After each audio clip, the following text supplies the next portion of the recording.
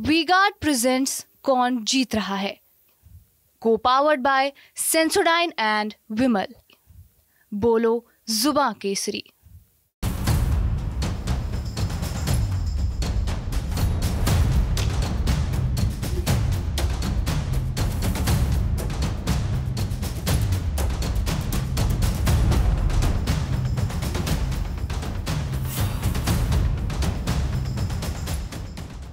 बारंबार प्रणाम। मेरा नाम सूरज कुमार।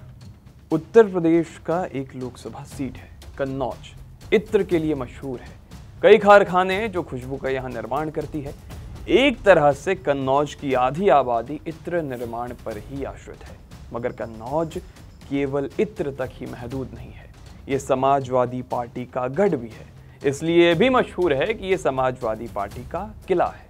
1998 में पहली मर्तबा सपा का यहाँ से सांसदीय चुनाव में खाता खुला। फिर मुलायम सिंह 1 साल तक यहाँ से सांसद रहे। इसके बाद भार संभाला उनके बेटे अखिलेश यादव ने।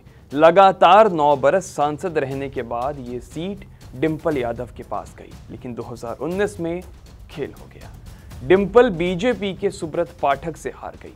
इसके बाद मुलायम सिंह के निधन के बाद उन्हें मैनपुरी भेज दिया गया। चर्चाओं ने जोर पकड़ा कि साहब लोकसभा चुनाव में कौन होगा जो कन्नौज से लड़ेगा, और फिर अखिलेश यादव ने कहा हम लड़ेंगे। तय हो गया कि अखिलेश अपनी पुरानी सीट बचाने आ रहे हैं। सुब्रत पाठक उनके सामने थे। अंदाजा लगाया गया कि जीत का फासला पिछली बार की तरह ही 11-12 हजार का होगा, लेकिन काउंटिंग हुई तो अखिलेश ने सुब्रत पाठक को करीब 1.25 लाख वोटों के अंतर से हरा दिया। अखिलेश ने जब ऐलान किया कि वो कन्नौज से लड़ने वाले हैं तो एक नारा अस्तित्व में आया, बंद हो गए कन्नौज के फाटक, भाग रहे हैं सुब्रत पाठक। सुब्रत पाठक ने कहा कि अखिलेश की बस हवा है। जनता 2019 का जो मैंडेट है, फैसला है, वो दोहराने वाली है। लेकिन ऐसा हुआ नहीं। लेकिन क्यों? तो बकौल सपा कार्यकर्ता अखिलेश का कन्नौज से पर्चा भरना, इसने कार्यकर्ताओं में एक ऊर्जा का संचार किया। आजमगढ़ को 2019 में चुनने वाले अखिलेश का लौटना, इस खबर ने जनता को भी प्रभावित किया। अखिलेश को कन्नौज में भैया कहा जाता है। कई लोग कहते दिखे कि यादव परिवार से यहाँ लड़ता आया है, जीतता भी आया है, लेकिन अखिलेश कन्नौज की आत्मा है और इस बार भी वो निश्चित ही सुब्रत पाठक को हरा देंगे। अब कन्नौज इत्र के लिए मशहूर है और यही बीजेपी से मोहभंग का मुख्य कारण भी। लोगों की माने तो पिछले 5 सालों में इत्र का कोई नया कारखाना यहाँ नहीं लगा। छोटे कारखाने में काम करना उनके लिए मुश्किल होता जा रहा था और मुनाफा भी ढंग से बन नहीं पा रहा था।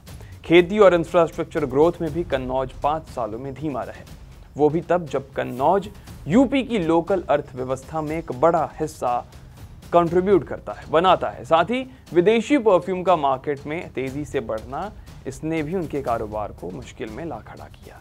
लोकल इत्र बनाने वालों की एक शिकायत ये भी थी कि इत्र पर 18% जीएसटी टैक्स लगता है, जिससे उनका मुनाफा कम हो जाता है और इसका उनकी कमाई पर भी असर दिखता है।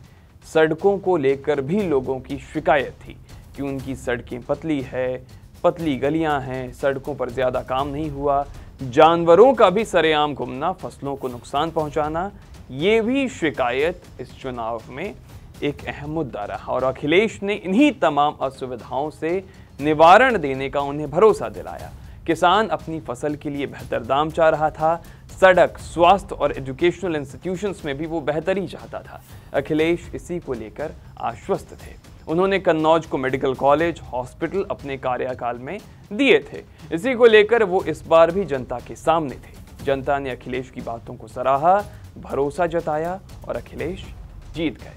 और भी कई सीटों का विश्लेषण हम लाते रहेंगे। ये कन्नौज की सीट का विश्लेषण है। बाकी आप देखते रहें TV9 उत्तर प्रदेश उत्तराखंड। वी-गार्ड प्रेजेंट्स कौन जीत रहा है, को पावर्ड बाय सेंसोडाइन एंड विमल। बोलो जुबां केसरी।